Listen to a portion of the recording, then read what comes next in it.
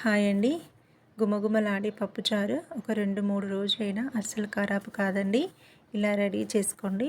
కందిపప్పును నీట్‌గా కడుక్కొని అందులోనికి 5-6 పచ్చిమిర్చీలను యాడ్ చేసుకోండి. ప్లీజ్ ఫస్ట్ టైం మన ఛానల్ని వాచ్ చేస్తున్నట్లయితే తప్పకుండా సబ్స్క్రైబ్ చేయండి. పసుపు, ఉప్పును యాడ్ చేసి వాటర్ పోసుకొని కుక్కర్కి మూత పెట్టుకొని స్టవ్ మీద పెట్టి ఒక 3 విజిల్లు వచ్చేదాకా బాగా ఉడకనివ్వాలి. ఈ కన్సిస్టెన్సీ సరిపోతుందండి. ఇలా పప్పు అనేది బాగా ఉడకాలి. చింతపండు నానబెట్టుకొని పులుసు తీసుకోవాలి. పప్పుచారులోకి ఈ చింతపండులోకి కారాన్ని యాడ్ చేసుకోవాలి. పచ్చిమిర్చి కారం ఆల్రెడీ పప్పులో యాడ్ చేసాం కదా.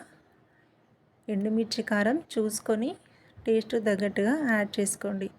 కారాన్ని మొత్తం చారులో కలిపి అందులో ధనియా పౌడర్ని కూడా వేయండి. ధనియా పౌడర్, కారం పులుసులో బాగా కలుపుకోవాలి.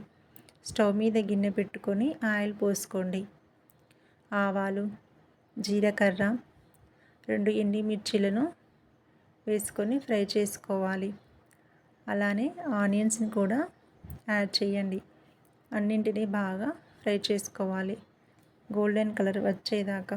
ప్లీజ్ ఫస్ట్ టైం మన ఛానల్ని వాచ్ చేస్తున్నట్లయితే తప్పకుండా సబ్స్క్రైబ్ చేయండి. అలానే లైక్ చేయండి. ఇందులోకి ఒక చిన్న సైజు దోసకాయను కట్ చేసి వేసుకున్నానండి. అలానే మునక్కాడలను వేయండి. మనకి ఈ వెజిటేబుల్స్ నచ్చినట్లయితే అన్ని వెజిటేబుల్స్ని యాడ్ చేసుకోండి. సాంబారు చాలా టేస్టీగా బాగుంటుంది. ఇందులోకి నేను గుమ్మడికాయను యాడ్ చేస్తున్నానండి. మనం తినే గుమ్మడికాయ వేసుకుంటే చాలా బాగుంటుంది. గుమ్మడికాయను వేసుకొని అలానే అటు ఇటు కలుపుకోండి. టమాటాలని వేయండి. మీకు ఏ వెజిటేబుల్స్ ఇష్టమైతే ఆ వెజిటేబుల్స్ అన్నింటినీ యాడ్ చేసుకోండి. వంకాయను అలానే బెండకాయలను వేసుకున్నాను. సొరకాయలను కూడా యాడ్ చేసుకున్నానండి.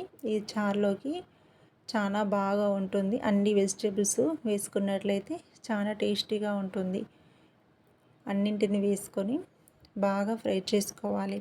వెజిటేబుల్స్ అన్నీ బాగా కుక్ కావాలండి. ఇందులోకి కల్మాకును కూడా యాడ్ చేసుకోండి. కల్మాకు, వెజిటేబుల్స్ అన్నీ మంచిగా కుక్ కావాలి. ప్లీజ్ ఫస్ట్ టైం మన ఛానల్ని వాచ్ చేస్తున్నట్లయితే తప్పకుండా సబ్స్క్రైబ్ చేయండి. అలానే లైక్ చేయండి. మీకు ఎలాంటి రెసిపీ కావాలో కమెంట్ బాక్స్లో కమెంట్ చేయండి. పసుపును యాడ్ చేసి అన్ని వెజిటేబుల్స్ని బాగా కలుపుకోవాలి. వెజిటేబుల్స్ తొందరగా కుక్ కావాలంటే ఇందులోకి మనం సాల్ట్ని యాడ్ చేసుకోవాలి. సాల్ట్ని యాడ్ చేస్తే వెజిటేబుల్స్ తొందరగా కుక్ అవుతాయండి. అన్నింటిని మంచిగా కుక్ చేసుకోవాలి. అన్నీ ఫ్రై అయిన తర్వాత మనం ముందుగా రెడీ చేసుకున్న చారుని, చింతపండు చారుని ఈ వెజిటేబుల్స్లోకి యాడ్ చేసుకోవాలండి. ఈ ఫ్రైలోకి వెజిటేబుల్స్ మనం ఫ్రై చేస్తున్నాం కదా, ఇందులోకి నేను ఇంగువను యాడ్ చేశాను. ఇంగువ వేయడం వల్ల పప్పుచారు మంచి కమ్మటి వాసన వస్తుందండి.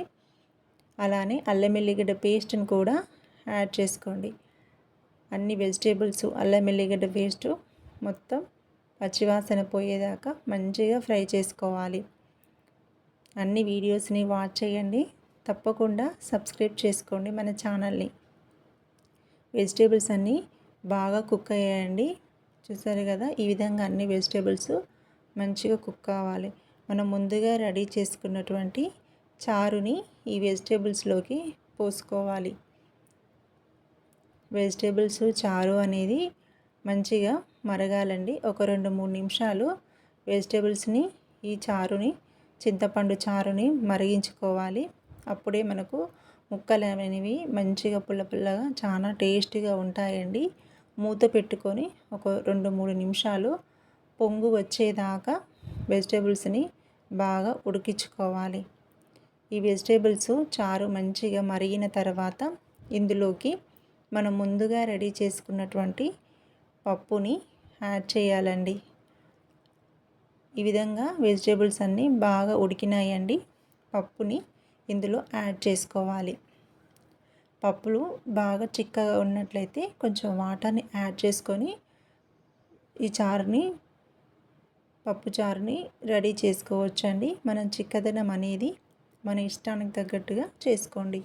ఇక్కడ ఈ కన్సిస్టెన్సీ అయితే సరిపోతుంది. వెజిటేబుల్స్ అన్నీ బాగా కుక్ కావాలండి. ఇలా అన్నింటినీ పప్పు చారుని వెజిటేబుల్స్ని బాగా మరిగించుకోవాలి. ఈ ప్రాసెస్ అంతా కావడానికి ఒక 20 మినిట్స్ పడుతుందండి. మొత్తం పప్పుచారు బాగా మరిగిందండి. ఇలా మొత్తం మరగాలి, బబుల్స్ కమ్స్ వచ్చి. ప్లీజ్ ఫస్ట్ టైం మన ఛానల్ని వాచ్ చేస్తున్నట్లయితే తప్పకుండా సబ్స్క్రైబ్ చేయండి. పప్పుచారు ఈ విధంగా రెడీ చేసుకోండి, చాలా బాగుంటుంది.